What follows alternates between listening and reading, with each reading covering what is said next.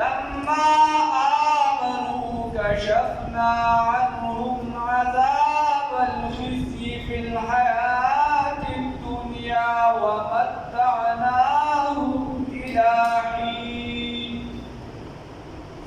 ولو شاء ربك لآمن من في الأرض كلهم جميعا أفأنت تكره الناس حتى يكونوا مؤمنين صدقت يا رب العالمين.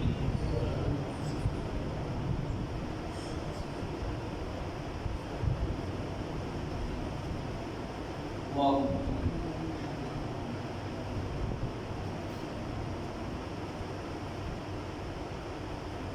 دلتنا الله رب العزت مواقع مخي ذكر بالآخر يودا موسى عليه الصلاة والسلام أو يوم بلد نوح عليه الصلاة والسلام ودلتا بلا واقعة دا دوا قوم غرق شوي ودا بل قوم چې دا الله رب العزت دې نجات ورکړ دا هغه تذکره ده چې دا قوم د سیدنا یونس علیه السلام یونس بن متی یونس علیه السلام د عراق چې کوم هاد موصل مشهور دې کې علاقه و د دجلې په غاړه په 60 میله کې ورا دینوا هغه ته پیغمبر راغلی وروسته بیا صحافات کې راشي سو یو لاکس د پاسه شل زره د هغې باندې وو دومره خلک مکې یو لاکس د پاسه دغې ته یونس علیه السلام دا پیغمبر راغلی او یونس علیه السلام دې ته تبلیغ وکړ مختلف روایات دي یا کله یا کم یا زیات ودیتا الله رب العزت یونس علیه السلام ته فرمایي چې ستا په دې قوم څه عذاب راوړم اوس د تېرو امتونو د توبې لپاره یو دا شرط چې کله به په هغې عذاب راته نو پیغمبر ته به الله رب العزت وي چې ته د دې حالیې نه د دې ځای نه وځه او په پلانکي وخت باندې وځه د دې ځای نه وځه او په پلانکي وخت باندې وځه اوس یونس علیه السلام چونکې ډېر زړه د دې نه ټکېدلی نو ته د دغه وخت او د دغه ځای صبر ونه کړ بس ډارې په خپله ووتو چې کله ووتو یو ورسره خپله بیبي و دوه یې زامن ماشومان هغه ورسره چې کله ووته څه مزل یې وکړ نو یو دا شرمخ راغی یو بچی یې په خوله کې ونیسه اوچت یې کړی بیا یو سیند شانتې راورسېده چې کله ورسېده اوبو ته څه شي پسې ښکته شه دویم زوی دې په هغې کې پرېوته هغې اوبه وړه او د سیند په غاړه باندې ناست وو څه خلک راته په سپینو جامو کې دا بیبي یې ورته د لاسو نه ونیسه لکه ده ورسره ډېر زور لګو هغې ته دې کې یوازې چې کله یوازې پاتې شو نو بیا یونس علیه السلام یو کشتۍ ته وکړ او یا دې کشتۍ کې د بل بنده ځای نه و خو ده ورته چې ما په دې ځای کې به زه در سره ځم هغې وپرېږدي ده ورته چې وفات کېږي او یا دغه کشتۍ چې سیمایي کس وروخته نو د دې وجې هغې چې دی هغه ټول شروع که کله یو خوا اوبو کې کله بل خوا ډوبېدو ته نږدې شو او یا چې دی داسې د الله رب العزت قدرت و بس چې کله کشتۍ داسې د اوبو منځته شوه نو هغه هوا پرې بدله راغله بدبادي کشتۍ و هغې ګډوډوالې شروع نو د هرې زمانې خپل څه رواجونه وي څه خبرې وي د دغه زمانې د دستور مطابق هغه کشتۍ چلوونکي ووایي چې یاره په دې کشتۍ کې معلومیږي چې داسې یو کس دی چې هغه خپل آقا د اجازت نه بغیر راوتی د خپل آقا د اجازت نه دی واخیستی او هغه ګوره دا سفر کوي نو د هغې د وجې دا ټول خلک ګرګېږي هغه د په خپله ځان وخوري او اوبو ته ډېر یونس علیه السلام ورته ووایي هغه زه یم زه یم ما اوبو ته ووتلم هغې ورته ووایي چې چونکې د پیغمبر شکل و شباهت او صورت هغې وایي چې نه ته غلام نه شي کېدی خیر هغې بیا قراندازي وکړله چې هغې وکړله نو په هغې کې باره بېله موږ په ده باندې راغله د مجبورۍ نه بیا اوبو ته دې وویشته چې کله اوبو ته یې وویشته نو بیا مۍ ورته خوله ته یاره نیسلې وه فالتقمه الحوت هغه چې دې تېر کړو نو یا یې په دې حال کې پروت و بلکل پروګرامټ و یا خېټې ته لاړ یا لا نه لا به وروستو بیا خبره راشي سوافات کې بیا مفصله دلته ورته صرف اشاره ده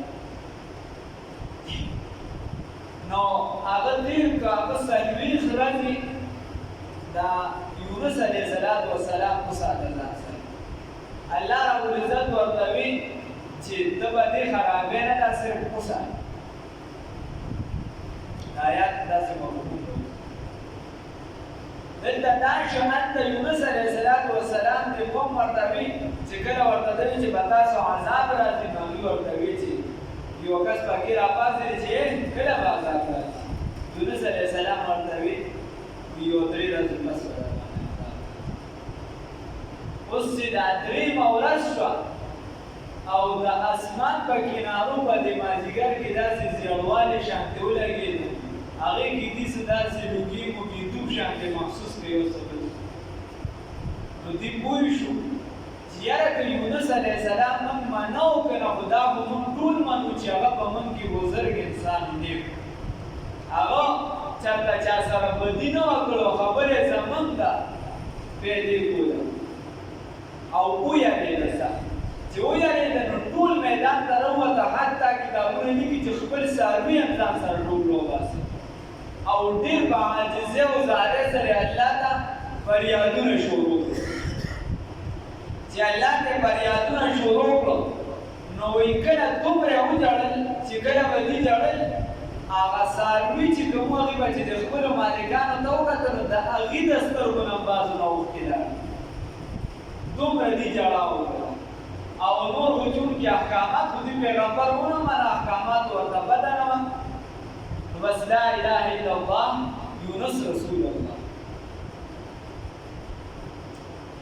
بیا نور ورته د څه پته نه وه یونس علیه السلام سره دغه واقع وشو د دې نه الله رب العزت کې یو قوم یې صرف مستثنا ذکر کړه په ټولو قومونو کې چې دله مې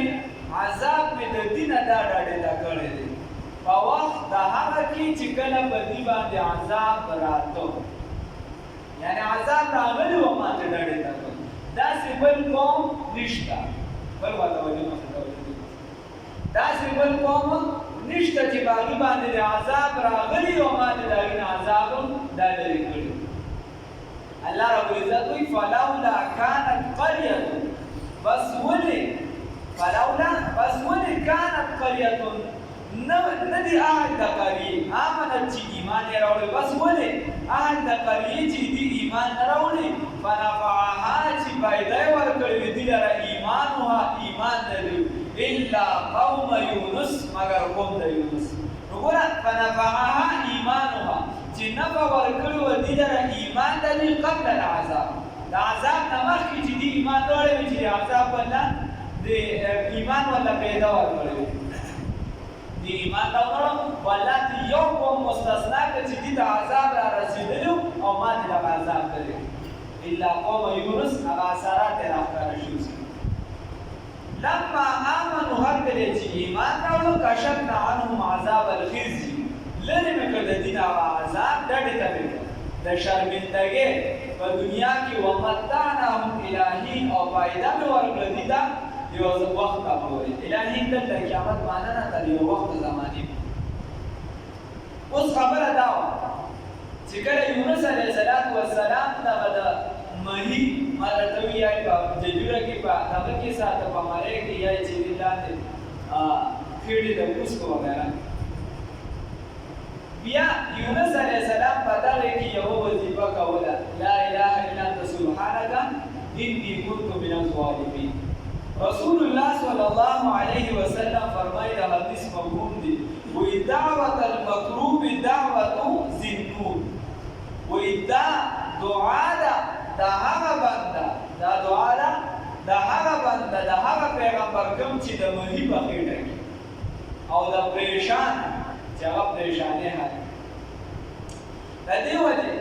علما لیکي چې کوم کس پریشان حاله وي، څه مصیبت پرې راغلي او دا دعا د دې ورد کوي، د دې ورد کوي، دا وایي نو خدای پاک به دې مصیبت دا ختم کړي، خدای پاک به دې مصیبت ختم کړي. الله دې ویل اوس ویل بیا د علماو دا چا یو اجازه مثال پته وه د یو بزرګ اجازه وي، هغه سل پرې ویلي وي، هغه سل پرې د هغه عمل ګرځېدلي او ورله کار کوي. ورنه شیخ صفدي سربرستان سردار رحمه الله دی وایي دلته ذخیرة الجنان کې وایي که چا یو پرې په اخلاص ضروري وي، شرط په وظایفو کې دا دی چې اخلاص ضروري دی، نو که چا یو پرې په اخلاص ضروري دی دا خپل کار کوي. خو که نه زر پرې دی یاد کړي چې زر پرې به وي او خپل بیا ویلې نه شي بل څوک راولي او هغه دی چې دی نو غټ چانک دی د چې ویښي په دغه باندې د بګیس باندې غټ چانک دی، نو د هغه غریب فکر به ټول هلته وي چې یاره دا به کومې چې دا به چاته د خوړ اوبه وایي که نه سمې وایي او دا ورسره یې به څه یې ټیک وایي که خراب وایي، نو بیا به اخلاص نه ګډوډ شي. نو که یو پېره دی وي خو د اخلاص سره دی وي نو بیا ټیک ځکه چې اکثر خلک سره واقعي یا دغه کوي داسې د نیکۍ کارونه وایي چې خو بیا درته بېکاره شي، ځکه چې الا قوم یونس. بیا دغه څلوېښت ورځې چې برابر شي نو په یو څلوېښتمه ورځ باندې مهي چې دی د دریاب غاړې ته دی وغورځو او چې کله یې وغورځو نو په ده باندې بیا یو زیلو والا بوټي چې دی دا راوچت شي، کدو هنم د زیلې یو بوټي زیلو والا چې او چونکې د ده بدن په څلوېښت ورځو کې داسې شوي وو لکه څنګه چې د ماشوم بدن دا نرم مناسب څلوېښت ورځو کې، نو په ده باندې چې معمولي ماشي مچم کینې د نه سوه په اصطلاحاتو کې اصطلاحاتو کې جراثیم به ورته دی اسانه باندې. نو بیا والله الله رب العزت دا بندوبست وکړو چې یو اوسۍ به راتلله او د هغې نه به یې بیس کوي، هغې کې طاقت هم او هغې سره ازمه هم راځي، دواړه کاره کوي. یو نمشي هغه ازمه ورسره راځي ډارېږه خو طاقت ورکوي، هغې کې دواړه هغې کې دواړه نو دغه بیا ته وسکل او هغې سره ورو ورو چې صحت یې برابر شي بیا روان چې کله د قوم طرف ته راته نو په لاره باندې یو شپونکي سره یې خپل بچي ولید، یو شپونکي سره یې خپل بچي ولید، هغه ته ویل چې دا خو زما زوی دی ماشوم، هغه ورته ویل چې دا خو یو ژر مختختو ما د هغه د خولې نه رازاد کړی، هغه ورته ویل که ته داسې د ده په شان یو ماشوم دی او چا په اوبو کې راټینګ کړی د ټانکي خلکو سره دی، یو ماشوم هغې سره دی لکه شان، بیا هغې وسیله هغه هم ورله میلاو شو او بیا هلته کومه قافله چې ده لیدلې وه او ده نه خپله بیبي اوچته کړې وه نو هم هلته شان خلک را روان وو او ده ته وایي چې زه جبرایل یم او دا میکایل دی او دا د خدای امتحان و، لهذا ستا بیبي چې ده دا زموږ د هر قسمه معیشت لپاره دا ستا بیبي ده وتاسو. بیا واپس چې راغی نو قوم یې ډېر زیات خوشحال شو ځکه یې ورپسې ډېر زیات ارمانونه کړي د هغې توبه قبوله شوې وه، عذاب ته تللی وکړ او بیا یونس علیه السلام د دوی په هغه منځ کې اوسېده حتی چې په دغه موصل نیموا ښار کې وفات شوی دی. بیا د علما چې کوم تللي دي نو هغوی وایي چې بیا به صدام حسین دا اوس مخکې نه بیا کیسه را روانه دي معلومات ورسره جوړ شوي قبر یو بل قبر دی ویډیوګانو کې شته وو دی وایي چې صدام حسین به بیا غټ جومات جوړ جامع سیدنا یونس علیه السلام او نور څه کړو که نه یو د هغه دا کمال و چې په هر جومات کې د حفظ مناظرې مدرسه لازمي کړې وه په هر جومات. نو دا د یونس علیه السلام سره دلته دا صورت دا ما سره کې ویلي و چې د دې آیات توجه دې ټول صورت ته نوم د سورۃ یونس ورکړل شوی دې ټول صورت ته د یو آیات حواله الله فرمایي فلولا كانت قرية بسولنا بسته والا حقل والا آمنت چې ایمان راوړي بسولنا کېدل ولې نه راوړو هغه بسته والا بسولې هغه بسته والا آمنت ولې نه کېدل هغه بسته والا آمنت چې ایمان راوړي ونفعها نفع ورکړي فائدہ ورکړي ایمانها ایمان دیوتا فائدہ ورکړي ودیدا ایمانها ایمان دوی الا قوم یونس مگر قوم د یونس دا قبل عذاب او الا قوم یونس مگر قوم د یونس علیه السلام ته چې عذاب راورسید بیا الله عذاب وچت لما آمنوا هر کله چې ایمان راوړو کشفنا عنهم نو دلته کې مودودی سے لیکلي الله یې وته مخنو چرته په ظاهر یونس علیه السلام متعلق لیکلي دي چې دا خبره دې کېده چې یونس علیه السلام چې دی هغه خپل فرض منصبي د نبوت چې باغې کې دی کوتاهي شوی اعوذ بالله دا د کفر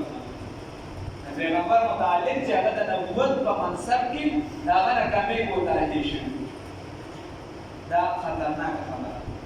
بیا علامه مفتی شفیع رحمه الله مفتی اعظم پاکستان بیا اول چې مدارس دیوبند وکړي هغه ول جواب ورکړی نه او نور علماء ذکر کړی دا چې دا اجتهادي غلطي ولا هغه صرف الله ورته چې عذاب کراوله هغه د الله د حکم دوباره انتظار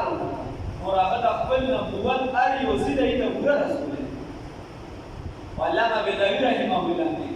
علامه بدوی چې په هیڅ یو پیغمبر نه چې معمولی د نبوت په کاته کې کمی کوتاهي راشي نو د دې مطلب دا شو علامه بدوی ته به مخکې دی شي هغه وایي د دې مطلب دا شي چې دا پیغمبر د دې پیغمبري قابل چې دا هغه په منصب د نبوت کې کمی کوتاهي راشي بیا دې د دې قابل دا هو ډېر دا الله رب العزت دې ما په خبره غلطه ده کوم دې چې خبر د باطل راځي په ثابتو نشه لما آمنوا بس دی ایمان راوړو کشفنا عنهم لرګم متدیونا هر کله چې ایمان راوړو لرګم متدیونا عذاب الهی عذاب د شرمندګي په حیات دنیا وجوند دنیا کې ومتعناهم او پیدا ورکړی دا الهی دین ته یو وخت پورې بیا په اسمان انبیا باندې ډېر خپل کتابونه زنده مردان مفتی بدرار الله سلام چې احرار والو رحمه الله هغه په خپل کتاب کې په اسمان انبیا باندې مطالعه شو کې پوری ځان ته وایي ولو شاء ربك او چرته په درمستا دا امن اوس دې وایي ته کې دا خبره الله رب العزت کوئی چې په جبر باندې زبچا باندې ایمان نه راوړم چې وګس ثلاثه ودسم چې راځه شابه مسلمان شه او بزور یو کس ایمان نه راوړي مګر زما په حکم سره وروړي دیو دا کې دا خبره ده وي بزور باندې کله الله په هغه نو دا ټول خلک په مؤمنان په کوفر وسونه پاتې شي او په بل ځای کې ورسره دا خبره په دوه آیات کې الله رب العزت وی دي ایمان نه راوړي مګر زما په حکم سره نو د لومبي آیات نه دا مراد دي چې الله جبران سونه کافر کړي سو کافران کوي نه دا خلک په خپل خواخه هدایت طرف ته راځي په کوفر باندې کلک ولاړ وي الله یې بزور تراوي او د دویم آیات نه دا مطلب دی چې کله انسان اراده وکړي د هدایت او دې طرف ته ځای او کوشش کوي نو الا باذن الله دا الله توفیق الله ولا توفیق ورکړي دا ورسره شامل حال شي نو ته چې کوم نیکی کوي چې الله توفیق دې درکړي ته نیکی نشي کولای دا حکم د الله نه مراد دا چې الله وي زو له توفیق ورکړي دې د هدایت قبول کړي ورنه جبران الله بچانا نه ولو شاء ربك او تجتبها بدرستا لآمنوا ایمان براوړي من هغه چا فل ارض چې پزمکه کې دي كلهم جميعا ټول پټولا اف انت آیاتو تکرهون الناس جبر کوي باندې باندې حتا ترتیب پوری یکونو مؤمنین چې دي مؤمنان آیا والد چې پزور د عادت سکی حتا آیات والدا دا په غوي چې دا خلک مجبور شي حتا ترتیب پوری یکونو المؤمنين چې دی راوړي مو ایمان چې دا مؤمنان شي چې دی مجبور شي یا په جبر پرې راوړي نو داسې نه ده وما كان لنفس او اختیار نشته هیڅ یوه نفس ته ان تؤمن چې دی ایمان راوړي الا باذن الله مګر په حکم د الله تعالی سره په مشیت چې الله رب العزت والله توفیق ورکړي ويجعل الرجس او ګرځوي الله رب العزت ګندګي لرا على الذين باها کسان باندې لا يعقلون چې دین کوي قل ورته وایي پیغمبر صلی الله علیه وسلم انظروا ماذا تسري في السماوات هغه څه چې دی په اسمانونو کې ولا د پزماکه کې وما تغني الآيات او فائدہ نه ورکوي آیاتونه والنذر او يرون کې او پیغمبر ان قوم قوم لا يؤمنون چې ایمان نه راوړي الله رب العزت ورته فرمایي چې ته دې خلکو ته وایي چې وګورئ په دې ځمکه کې چې په اسمانونو کې چې څومره څه دي او په ځمکه کې چې څه دي الله رب العزت ورته وایي فائدہ نه ورکوي چاله آیاتونه د الله رب العزت او نه چې هغه څوک يرونکي راوړي چې هغه مله پیدا یعنې پیغمبر هم پیدا نه ورکوي چاله هغه قوم ته چې هغه ایمان نه راوړي چې څوک ایمان نه راوړي هغه ته ډېرې پیغمبر وایي چې دا جنت دا جهنم دی او دا جنت دی او دا قبر دی هغه ایمان نه راوړي وهل ينتظرون فدي انتظار نكوي آية انتظار نكوي إلا مثل أيام الذين مگر فمثل واقعات دها كسانو فمثل درد دها كسانو خلو جدير شويدي من قبلهم رواندد ديونا دي انتظار نكوي دا دبار باروجي عذاب دي راشدا دا چه انتظار آغا شانا غمخ کی چکم خلق دير شويدي قل ورتوا يا پیغمبر صلى الله عليه وسلم فانتظروا تاسو انتظار کوئ انی یقینا زه معکم سره دستاسو من المنتظرین د انتظار کوونکو نه ثم ننجي بیا موږ نجات ورکو رسولنا پیغمبرانو خپلو لره والذین هغه کسانو لره آمنو چې ایمان یې راوړی کذلک هم دکه شان حقا دا ثابت دي علینا په موږ باندې ننجي المؤمنین چې نجات ورکو مؤمنانو ته